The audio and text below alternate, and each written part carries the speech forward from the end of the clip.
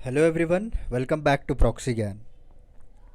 मेरा नाम शबाज़ है दोस्तों। उम्मीद करता हूँ आप सब अच्छे होंगे और एग्ज़ाम्स के लिए अच्छे से तैयारी कर रहे होंगे दोस्तों। आज का जो हमारा टॉपिक है वो आयोटास ट्रैवल पास के बारे में आज हम पढ़ेंगे।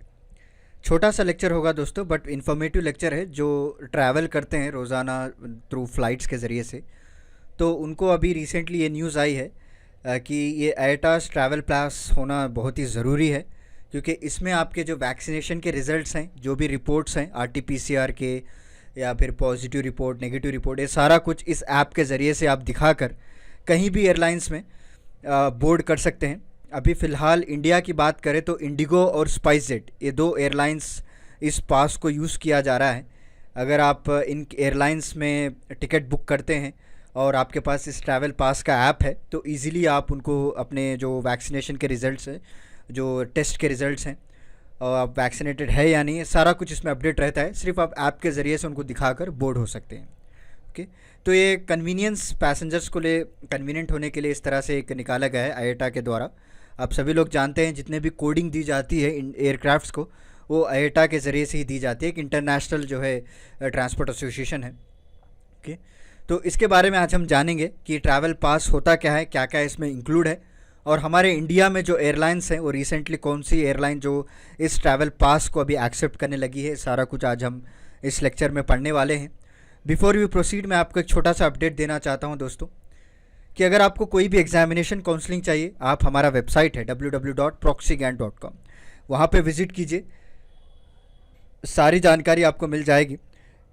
एग्जामिनेशन काउंसलिंग दी जा रही है specially UPSC mains answer writing को लेकर, ताकि आपको एक प्रॉपर स्ट्रैटेजी पता चले, एक प्रॉपर अप्रोच पता चले कि किस तरह से लिखा जाता है एग्ज़ाम में।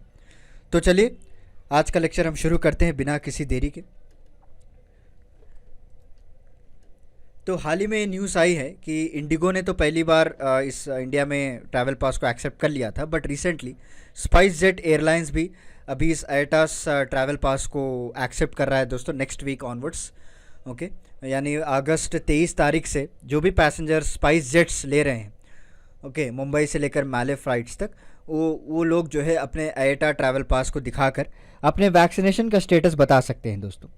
देखिए, कन्वीनियंट रहता है। ये जितने भी ऐप्स हैं, जितने भी ट्रैवल पास निकाला जाता है, बेसिकली इनका मकसद ये है दोस्तों कि एक पैसेंजर को कन्वीनियंट बना रहे और उनको इनकरेजमेंट रहे। ऐसा नहीं कि कई सारे ऐसे डॉक्यूमेंट्स जो है पूछा जा रहा है और उसके वजह से जो है पैसेंजर जो है फ़्लाइट्स को लेना ही बंद कर दिया।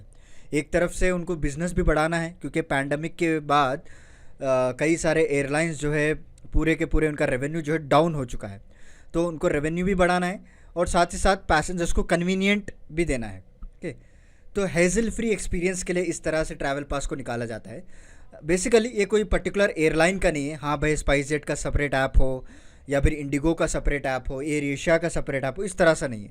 एक यूनिवर्सल ट्रैवल पास है जो इंटरनेशनल के द्वारा, जो ट्रांसपोर्ट एसोसिएशन है उसके द्वारा इसको निकाला गया है। ओके, तो बेसिकली ये अथेंटिकेट ही रहेगा और प्रॉपर अथॉरिटी के द्वारा इसको पास किया गया है, तो सारे एयरलाइंस उसको एक्सेप्ट करना ही पड़ेगा। तो इंडिगो के बाद अभी रिसेंटली स्पाइस जेट ने इस ट्रैवल पास को एक्सेप्ट करना शुरू कर दिया है, यानी अगस्त 23 से ये लोग शुरू कर देंगे। And what is this IATA's travel pass? ये इंपॉर्टेंट इन्फॉर्मेशन है दोस्तों, ये जान लेना बहुत ही ज़रूरी है। देखिए, बेसिकली आप लोगों को अभी तक पता चल चुका होगा, क्योंकि कई सारे इमेजेस मैंने दिखा दिया आपको। एक मोबाइल ऐप है जो कि कई जो भी एयर पैसेंजर्स हैं जो फ़्लाइट से ट्रैवल करते हैं, उनको हेज़ल फ्री एक्सपीरियंस बनाने के लिए इसको डेवलप किया गया है।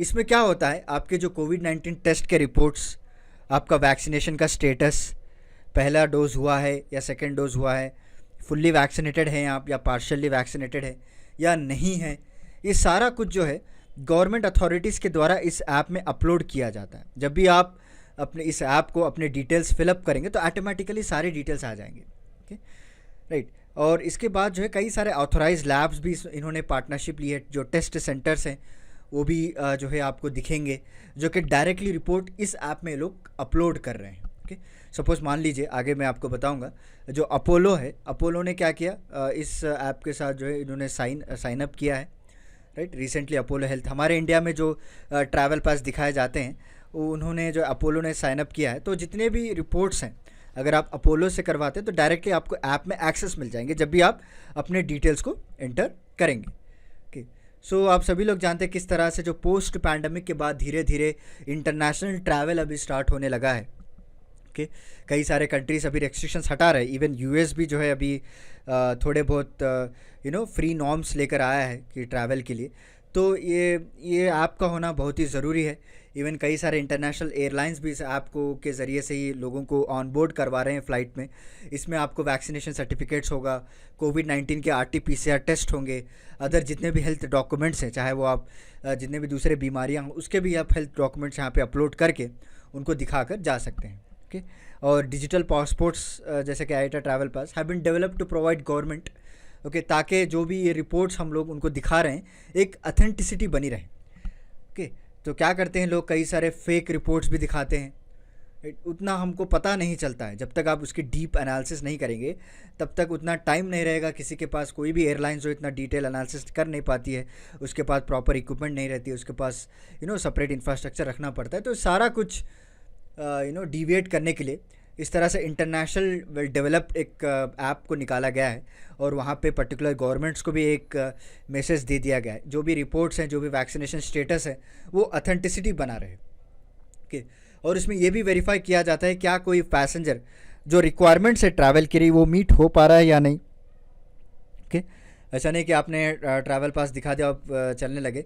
कई सारे ऐसे सर्टिफिकेट चाहिए उस पर, राइट, और इतना टाइमलाइन चाहिए कि आप वैक्सीनेशन के बाद ये जो RT-PCR आप अगर आप टेस्ट करवा रहे हैं तो फ्रेश रिपोर्ट होनी चाहिए। ऐसा नहीं कि कभी पिछले 2-3 महीने पहले या फिर 6 महीने पहले आपने करवा दिया और वही रिपोर्ट आप बार बार दिखा रहे हैं हर एयरलाइंस में, that is not valid, right.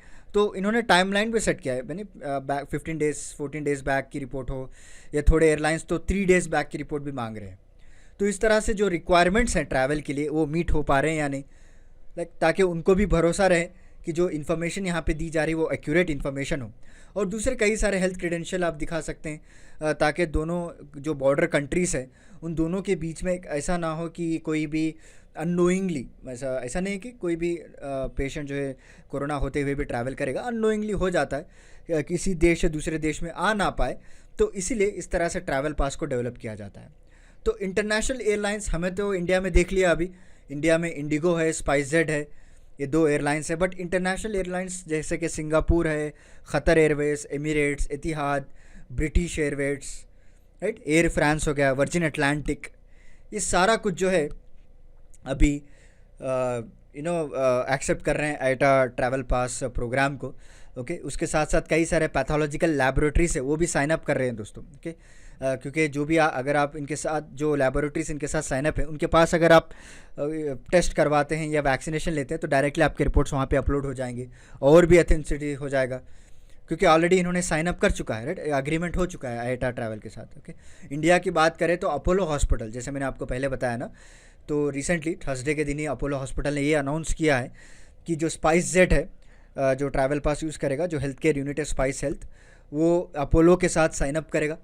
Okay, और उनके जो रिपोर्ट्स हैं, जो भी पेशेंट्स वहाँ पे जाकर टेस्ट करवाते हैं या वैक्सीनेशन दिलवाते हैं, वो डायरेक्टली आपको आईटा प्रोग्राम में इसको इंक्लूड कर दिया जाएगा। Okay, so this is about today's lecture दोस्तों। उम्मीद करता हूँ आपको आज का मेरा लेक्चर पसंद आया होगा।